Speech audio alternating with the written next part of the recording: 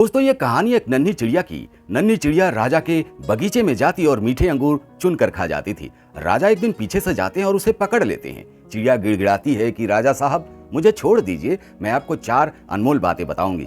राजा साहब कहते हैं कि ठीक है, पहले तुम बातें बताओ, फिर डिसाइड करेंगे तुम्हें छोड़ना है या नहीं।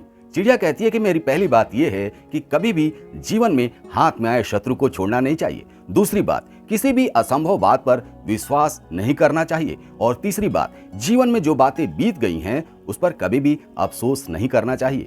और उसके बाद चिड़िया कहती है कि राजा साहब मुझे थोड़ा ढीला छोड़िए, मेरी सांसें अटक रही हैं। तभी तो चौथी और महत्वपूर्ण बात मैं आपको बता पाऊंगी। राजा साहब अपनी हाथ थोड़ी ढीली करते हैं, चिड़िया उड़ जाती है और एक पेड़ के डाली पर बैठ जाती है। चिड़िया कहती है कि चौथी बात यह है कि मेरे पेट में एक हीरा है, अनमोल हीरा। अब राजा साहब जैसे ही सुनते हैं कि उसके पेट में अनमोल हीरा है, वो अफसोस जताने लगते हैं। कहते हैं कि काश मैंने तुम्हें छोड़ा नहीं होता। चिड़िया मुस्कुराती है और कहती है कि राजा साहब याद कीजिए, आपने मेरी बातें तो सुनी लेकिन समझी नहीं।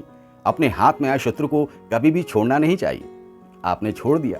मैंने कहा कि किसी भी असंभव बात पर विश्वास नहीं करना चाहिए। मैंने कहा मेरे पेट में हीरा है और आपने मान लिया।